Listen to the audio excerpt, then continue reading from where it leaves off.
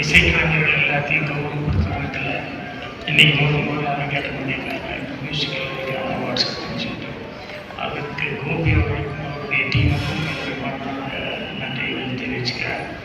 அதே மாதிரி அவார்டு வந்து ஃபஸ்ட்டு ஸ்ரீராம் சார் வந்து லைனாக ஒவ்வொருத்தராக வாங்கிட்டு இருக்காங்க.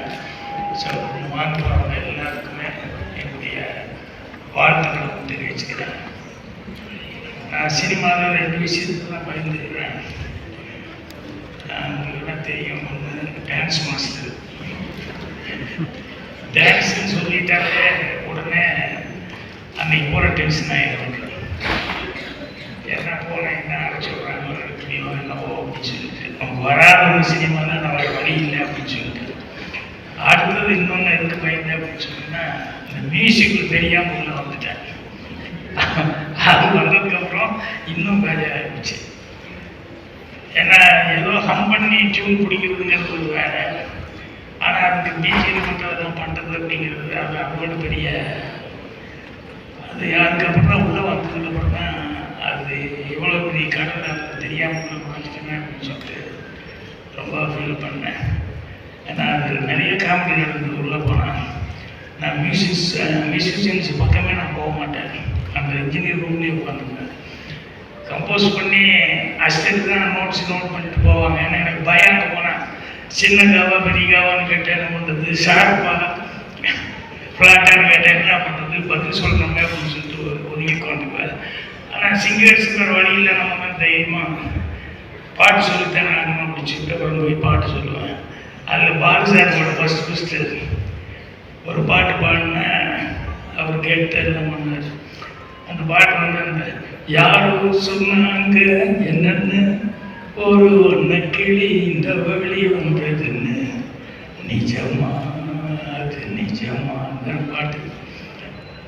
அவர் பாட்டெல்லாம் நான் கேட்டார். சரணம்லாம் முடிஞ்சது. அதுக்கப்புறமா அவர் ஆர்மனி எடுத்து அப்படி வாய்ச்சார்.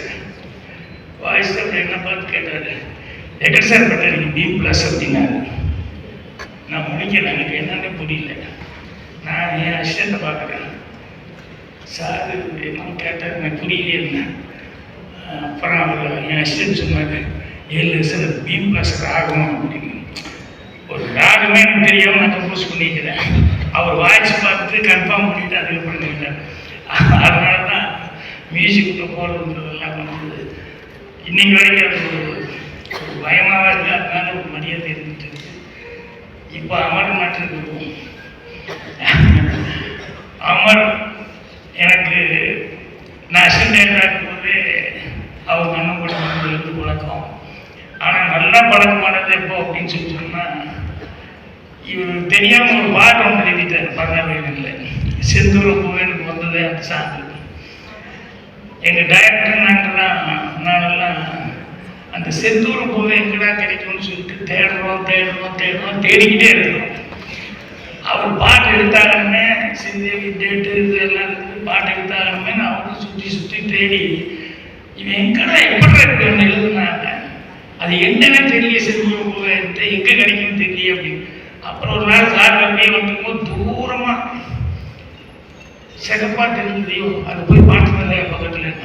ஆனால் எங்களுக்கு தெரியல உண்மையிலேயே செந்தூர் பூவா அது என்ன பூன்னு தெரியல, சிகப்பாக இருக்குது. இப்போ டைரக்டர் சொன்னாரே இது போதைக்கு தான் செந்தூர் பூ, நமக்கே தெரியலன்னு போது எப்படியா தெரியும். அவன் அமர் பூ கேட்டால் அவனுக்கும் தெரியாதுயா. ஆனால் தைரியமாக பாட்டு எடுப்போம் அப்படின்னு சொல்லிட்டு அதுக்கப்புறம் அந்த பாட்டை வந்து பிக்சரைசேஷன் பண்ணோம். அதனால் அமர் வந்து அந்த விஷயத்தில் எங்களை ரொம்ப நாள் பாடாப்படுத்தினார். அதுக்கப்புறமா அமர் அவர்கள் வந்து படங்களுக்கு மியூசிக் பண்ணும்போது என்னுடைய படம் சோழாசித்திரங்களில் அவர் அப்போ போடும்போது எனக்கு ஒன்றும் தெரியல. ஆனால் அந்த பாட்டு எவ்வளோ தீர்க்க தரிசனமாக வந்த இந்த காலத்தை உருவாகி போகமேனு எத்தனையோ வருஷம் கடைசியில் அது மலேசியாவில் வந்து பப்பில் வந்து அது பெரிய ஃபேமஸ் ஆகி என் சன்னு வந்து என்கிட்ட சொல்லி அவர் பெரிய ஹிட்டாக உங்கள் ஃபஸ்ட்டு கொடுத்த பாட்டு அப்படின்னு. அப்புறம் பார்த்தா இங்கே ரீமிக்ஸ் பண்ணி மறுபடியும் ஹிட் ஆகி அந்த அளவுக்கு ஆமாம்.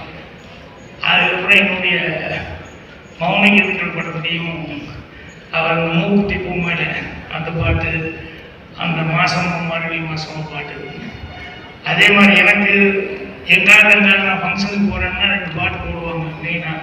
ஒன்றா அவங்க அண்ணன் போட்டு அதை அவசியம் போட்டுருவாங்க. ஒரு நாயகன் உதயமாயிரம் நடந்தது. அடுத்தது இருந்த மேடம் அடிதான் அது அமர்தான் எடுத்தாங்க அந்த பாட்டை.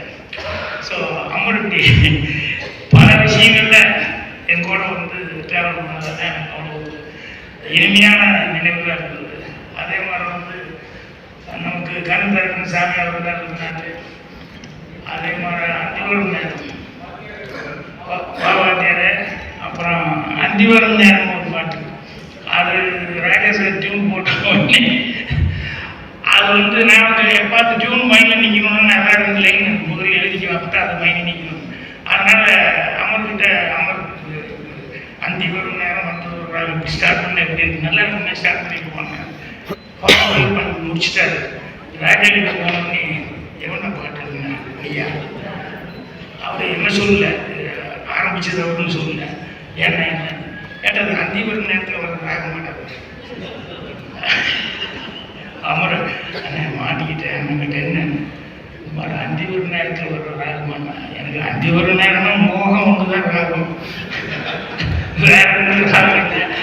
என்ன இல்லை ராஜா அப்படி கேட்டால் இது எத்தனை பேருக்கு இதெல்லாம் தெரியும் போது உங்கள் செந்தூர் உபயோகிக்கிற மாதிரி நினச்சி போகணும் தான் பாட்டு கிட்டாயிரம் அதனால சந்தோஷமாக இருந்து போக அப்படின்னு.